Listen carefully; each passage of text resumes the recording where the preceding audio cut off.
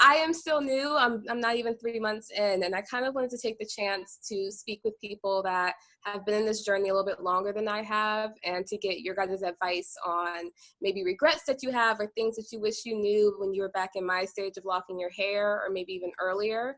I also want to open up dialogue to talk about how your life is now with locks, and if you face any adversities or any challenges or what that might be like for you. Hey everyone, welcome back to my channel. If you are new here, then welcome. If you are returning, then welcome back. So I have a really special video for you guys today. As you can see, we have a really cool guest that's sitting either, I don't know if I'm on top or below from your end, but this is the time when I want to partner up with my friends and my family that have locks that are more mature than mine, so that us people that have starter locks, we can kind of get some advice from them. We can hear from their perspective what their lock journey has been like. So this is our very first episode. If you do enjoy this video, please make sure that you like, comment, and subscribe. If you want to share this video with any of your friends, then please do so. And I'll make sure that I put both of our contact information in the description if you want to stay connected with us. So our first episode is with a very special guest. It's a friend of mine that I have known since forever. Like at least I think like 10 years now or so. Like pre-lockery, back when she was just strictly curly, and now she's locked up. So I thought that this would be an amazing first guest to have. So if you don't mind introducing yourself. All right. Hey y'all. My name is Queen Dejean. Originally from Los Angeles, California, and I've had locks for almost 3 years now. Awesome. So if you guys want to watch this video, we had a lot that we talked about. We talked about her journey, we talked about her maintenance, we talked about some regrets and mistakes that she's made in the past, but we also talked about societal norms and beauty and relationships and what's that's like being locked up. So if you want to learn more about Queen's story and how she got to where she is with her locks, and just keep on watching this video. I kind of just want to first start off with learning a little bit more about how you started your locks. So maybe what method that you used. Did you install them yourself? Did you have someone else install them?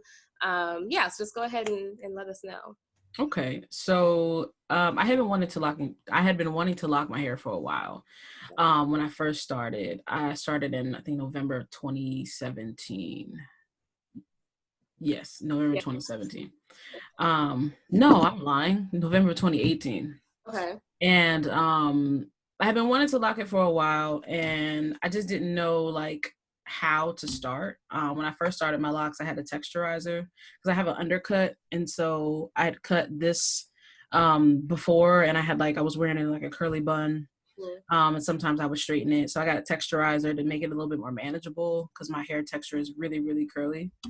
And so there was about, I would say, about 6 inches worth of texturizer at the end of my hair that needed to go. Okay. And so the challenge was figuring out how I could lock my hair without having to like completely cut all of my hair off. One of my friends came over and I was like, we doing this? And she was like, decided, okay, like after the day, like today's the day. Today is the day that I'm locking my hair. Fuck it. Yeah. Basically. Sorry, can I cuss? I might beep it out. It's okay. Okay. Sorry, y'all. It's okay. You should have let me know before we started this. I'm sorry. Yeah, I'm trying to get monetized.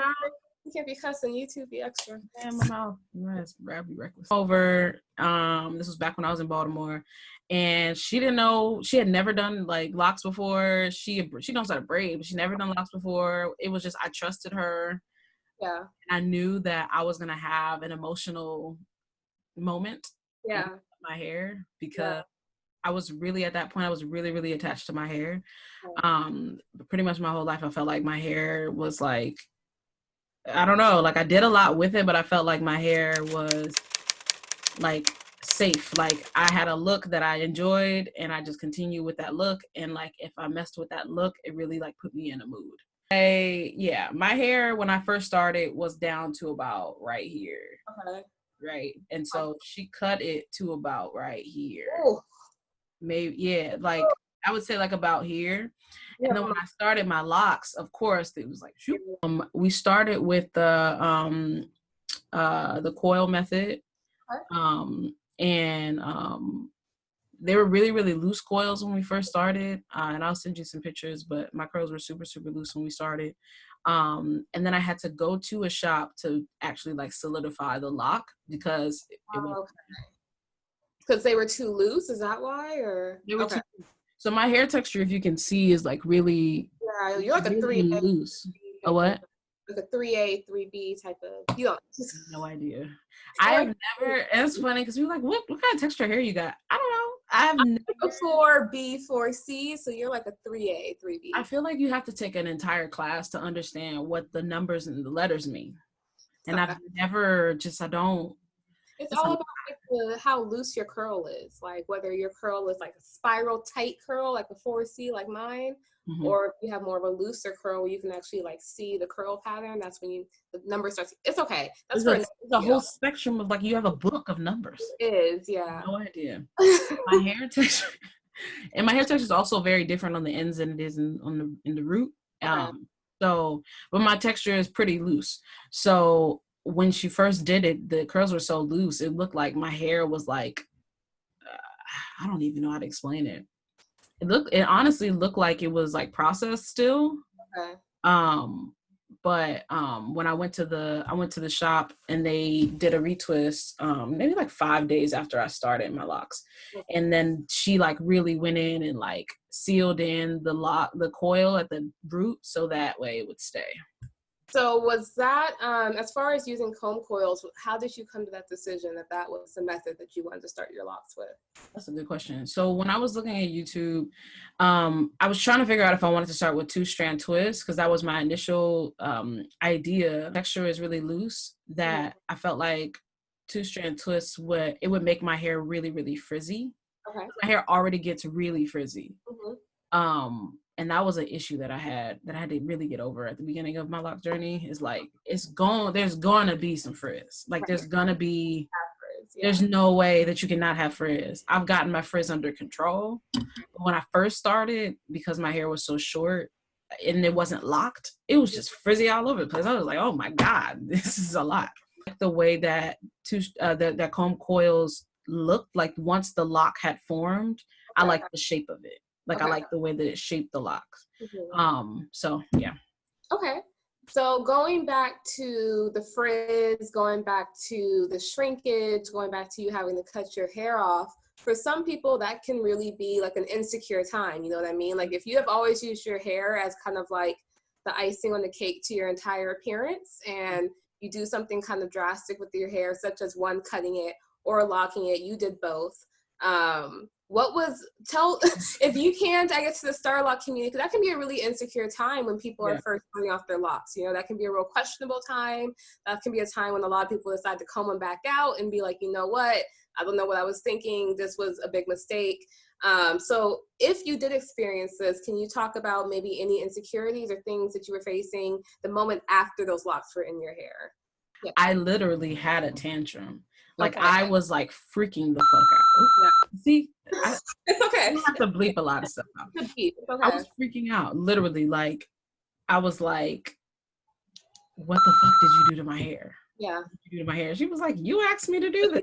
She messed it up, or I thought that it wasn't her, but it was just a lot. There was a lot of emotion going on. I just didn't know how to feel. I hated it. Like I hated it.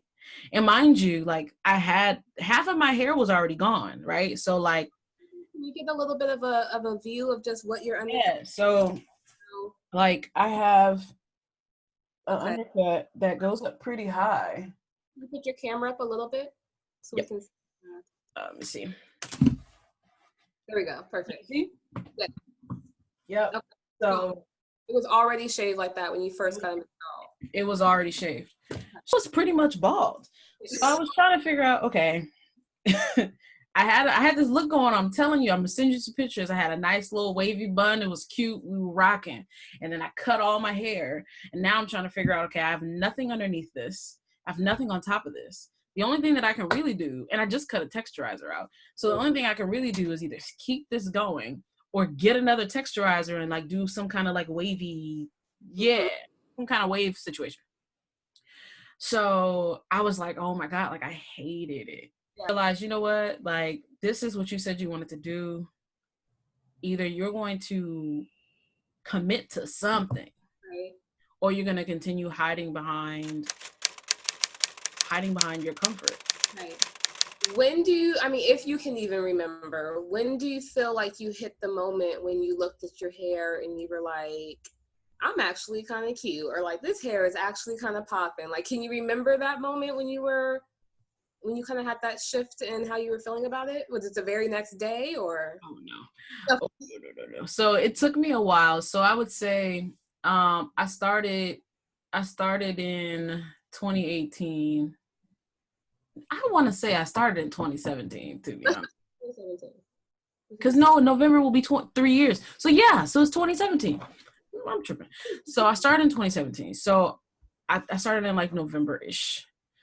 I would say the moment that I really started to enjoy my hair was that next year, the next August. Okay. So about like when you hit your 1 year mark and they were starting to mature. Yeah. So around my 1 year mark is when they were starting to, like, my locks were starting to form. Like they were starting to, like, they had already pretty much budded, and they were they were locked pretty much all the way through for the most part. They weren't tightly locked, but they were locked all the way through. And I would say my length had gotten to about here-ish, right? So I'm started like up here. So now we're at like eye level, right? And it was long enough for me to, like, if I wanted to like braid it up and do a design with it at the top, I could do that. And it looked like something that was also long enough to where, like, if I wore it to the side, it had some kind of like shape to it. And I remember looking at myself in pictures, especially when I went to Afropunk, and I was like, okay, all right, like I can see how this is going. For the beginning, in the beginning stages, I was super obsessed with like getting a retwist all the time because my hair was super frizzy. And it just looked unkept, and I wasn't used to it. And so I had to get used to having a more natural, not traditionally like groomed, I hate that word, but you know what I mean? Like that, not necessarily groomed to societal standards. I had to get used to that. You're saying that you're retwisting your hair a lot. And I know for me, I've probably watched, I'm gonna say probably at least 100 videos on YouTube of people with locks. Like I'm gonna say I've seen at least like 100. Mm-hmm. So I did a lot of research prior to me putting my locks in. Mm-hmm. And I was noticing a lot of people were saying, you know, like, don't retwist your hair too much because it can make it thin. And mm-hmm. I know you're going to be tempted to want to just have it look perfect. And I do feel like I kind of experienced that feeling a little bit until I realized that I wasn't happy with the thickness of my lock, which is why now I'm like 5 to 6 weeks post retwist, because I'm really trying to like grow out the thickness in my hair. Mm-hmm. So when you were freshly installed with your locks, how often would you say that you were retwisting your hair? After they were installed and after I went to get my first like actual twist, I wouldn't say it was a retwist, it was 5 days after I started. She was just kind of solidifying it. I would say about a month later, I went to get my first retwist. And I was referred to this loctician in Baltimore, super, super dope, Locavelli. She's dope. If you're in Baltimore, check her out. Yes, I gotta give you her information, but I would go to her every 3 to 4 weeks. Okay. Roughly, because beginning, like I said, my hair texture is super loose. So at the beginning, I wanted to make sure that they were formed correctly. I wanted to make sure that they, like I wasn't messing up the twist and like having them all lumpy or whatever. And they still kind of ended up a little lumpy. Like I got some locks that are just like, what is that? But I would say for the first like 5 months, 5 or 6 months, I was going to her. And then I started to retwist it myself. And when I started retwisting it myself, I would do it every like 2.5 to 3 weeks. Okay. And so because of the frizz, right? I was like, ugh. And most of the time it wouldn't be like a full head retwist. I would like do the front. I would redo the front just to kind of keep it fresh. And then I would say around like the 9-month mark-ish is when I was like, you know what? I'm starting to see that like some of my locks on the side are like getting thin. So like, for example, I have some over here that are like kind of thin at the root. I think there's one like super tiny one over here. Yeah. There's like, this one is like, you see like yeah, it's a little thin. So, some of them just were a little bit thin, and I was like, okay, like I feel like I need to give it some more time to mature, and also give my hair more time to interlock and intertwine. And the way that it does that is by frizzing out and then coming back together. If I'm just like keeping it, it's not gonna connect the way it needs to connect. So so at the 9-month mark roughly, then I started pushing it out to about 4 weeks. Sometimes I would go 5 to 6 weeks. It just kind of varies depending on what's going on in my life. If I feel like I need to go somewhere and look fresh, I'm gonna retwist my hair. Otherwise, like this quarantine has had me looking crazy. Really? I've been out here just like, I think this past week I cut my hair, and the week before that, but the other weeks I hadn't had a haircut since March. Like literally, I had a haircut or retwisting my hair since March. I think I went like 2 months. I mean, I washed it, but I went like 2 months without a retwist. I would just wash my hair. Tea tree shampoo and conditioner set from Paul Mitchell. And I'm not a huge fan of Paul. You like Paul Mitchell? All I use is that tea tree shampoo. Yes. So I wasn't a huge fan of Paul Mitchell, but I really, really like it because, I mean, you can feel the tingle. Like you can feel your hair is just like, woo! Like I wash my hair and it's just like, I'm breathing, sis. What's up? Like, so. But that's the devil. What'd you say? You don't get it in your eyes because that's the devil. No. Yeah. He'd be blind for at least a week. Mm-hmm. So yeah, like I started with that, and I started to use the conditioner at the beginning, and then I stopped using the conditioner as much because it's a little heavier than I would like. So what I usually do is I wash my hair with the tea tree shampoo, and then I have this hair oil from Pure Shea store in Baltimore, Lexington Market. Everything is Baltimore based. I just want to like put it out there. But you can purchase it online. Actually, just hit them up. The website is still working because I need to re-up on my oil. So it's the hair and body oil from Pure Shea store in Lexington Market, but they also function in other different areas, and they also travel. So they go to festivals, because I picked this up at Afropunk and was like, "You're in Baltimore?" He was like, "Yeah." I was like, "All right, bet." So you can purchase it online. It's like $12, I think. But it's really, really good, and it smells amazing, and you can use it on your body, on your hair, whatever. But I do a treatment. Well, I just usually like put oil in it, just make sure it's super, super saturated. Then I'll put like a shower cap on, and I'll hang out for maybe 30-45 minutes to really make sure the oil gets into my hair.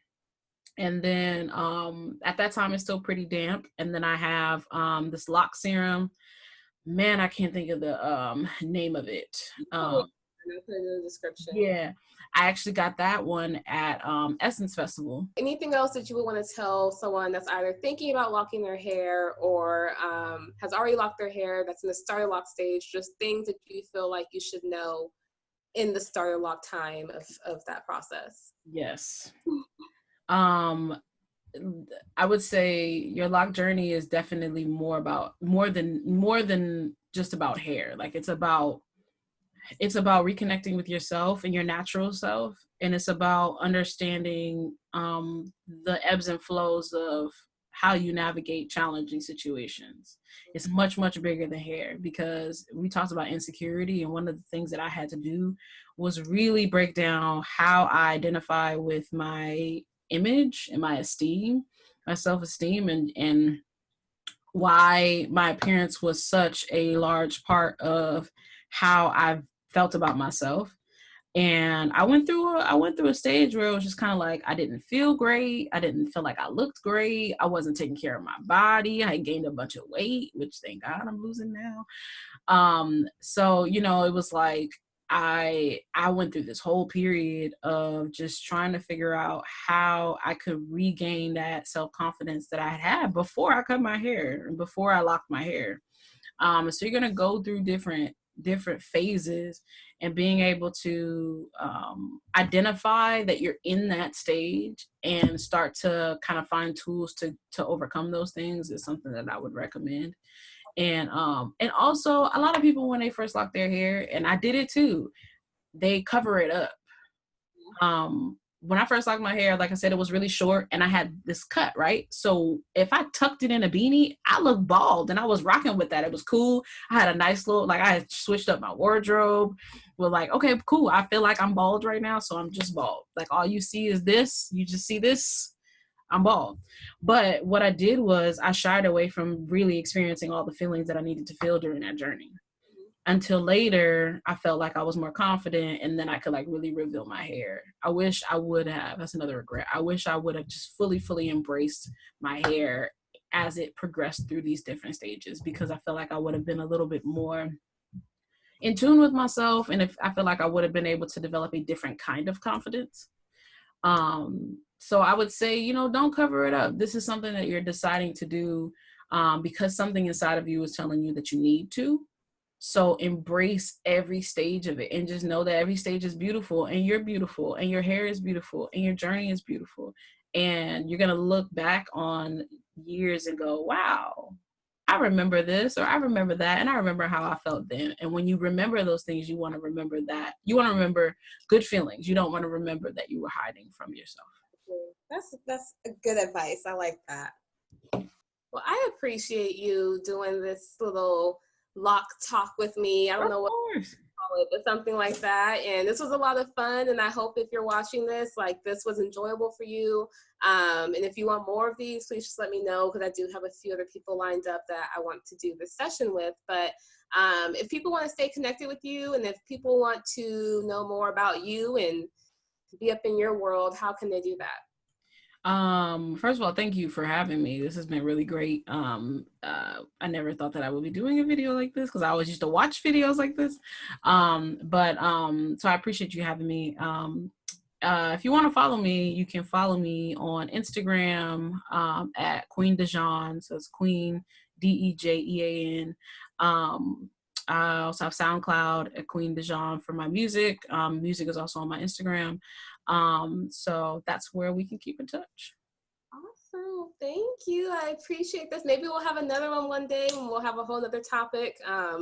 But I really appreciate you being my first guest on the first episode.